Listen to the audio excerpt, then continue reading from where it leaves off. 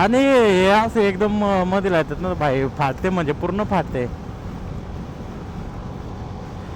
आणि म्हणजे पुढे जाऊनच बात करूया. हा जो मॉडेल आहे BS4चा तो 2026मध्ये नाही तर 2027, म्हणजे जसं चालू राहील तसं त्या पुढे घेतला पाहिजे की नको ते त्याच्यावरती आपण पुढे थांबून थोडंसं म्हणजे सांगतो मी तुम्हाला, रिव्ह्यू देतो. बाकी मेंटेनन्स आणि लुक वाईज खर्च वगैरेला ओके, गाडी काही टेन्शन नाही आहे, बिंदास तुम्ही घेऊ शकता.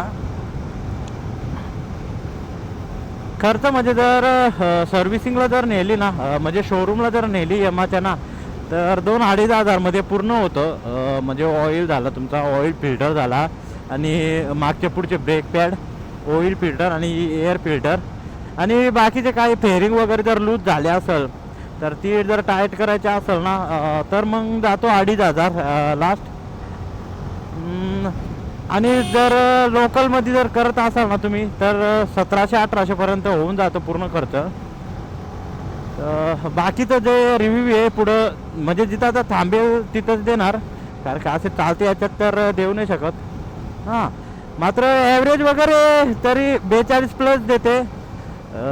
तर चला गाईच सुरू करूया. मागे बोललो होतो की R15 V3Hचा, आणि आता येता येता मित्र पण भेटला तर त्याची V3 आहे, म्हणजे जो 2016चा मॉडेल काहीतरी एकदम ओल्ड मॉडेल, आणि आपला जो आहे 2000 काहीतरी 18चा ना वाटतं मॉडेल, 18चा, म्हणजे तो पण तेव्हा चाललेला आहे.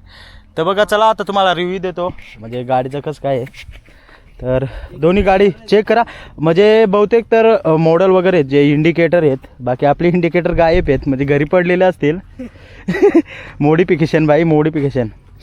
आणि एक क्रॅश गार्ड लावलेले आहेत, कंपनी तर लावायला सांगत नाही, बट सेफ्टी तो लग नहीं रहा कुछ भाई, लगाया क्यों ये? अरे यार वो गिरते गिरते बच गया बहनचोद. ये देख गिरी थी, सेफ्टी ये देख. मतलब नॉर्मल जर पडत असेल जागेवरती, हाय स्पीडला जर पडली तर मग नाही वाचू शकत. बाकी लुक दोन्ही गाड्यांचं सेम आहे, आणि आपले थोडेसे मिरर वगैरे चेंज केलेले आहेत, वायझर पण चेंज आहे, त्याचे जे स्टॉकच आहेत त्याच्यामुळं बाकी लुक तर सेमच आहे. आणि विंगलेट लावलेले आपण, म्हणजे मोडिफाय केलेले आहे भाईनी, पण थोडंफार मोडिफिकेशन केलेले आहे, म्हणजे जसं काही इंडिकेटर वगैरे आहेत, स्टँड वगैरे आहे सगळा. इकडे क्रॅश गार्ड आहेत, आपल्या गाडी विदाऊट क्रॅश गार्ड आहेत, कारण का आपल्याला माहिती आहे आपण जर पडलो गाडी पण नाही राहणार नाही, आपण पण नाही राहणार, त्याच्यामुळं आपण काही लावत नाही. तर रिव्ह्यू द्यायला गेलं तर ॲव्हरेज किती दे तर तुझी गाडी? 40. तर आता भावाला विचारतोय तर तो बोलतोय की 40+ देते, नाही आपली पण जे 45-45+ देत असेल, कारण की नवीन आहे. बायचे आता किती वर्ष झाले गाडीला? 4-5 वर्ष. 4-5 वर्ष झाले, आणि कंडिशन अजून एकदम ओके भाई, म्हणजे कंडिशन तर ओकेच राहते. आपल्यावरती मेंटेनन्स जर ठेवाल तर गाडी चांगलीच राहणार आहे.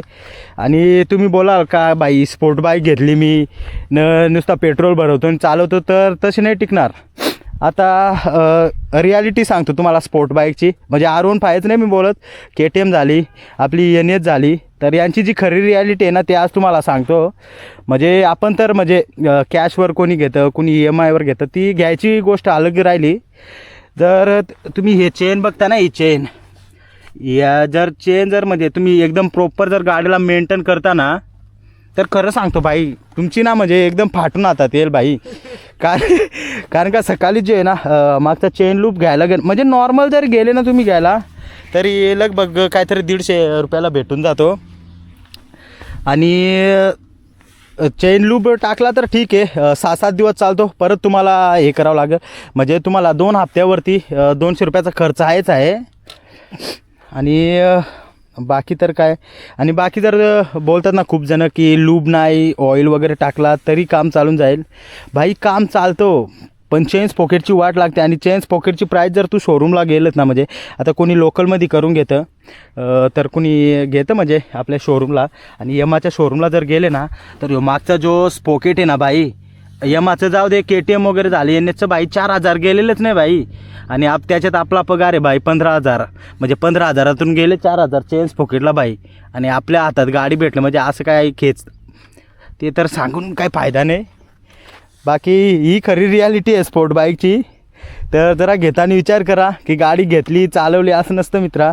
आणि हे ब्रेक पॅड दिसत आहेत ना, जर तुम्ही लोकलमध्ये टाकता तर ठीक आहे, जर यमाच्या शोरूमला गेले ना तर बाई 1000 रुपये मागेच, खलास काम. आणि बाकी तर जास्त काय नाही रिव्ह्यू देण्यासारखं.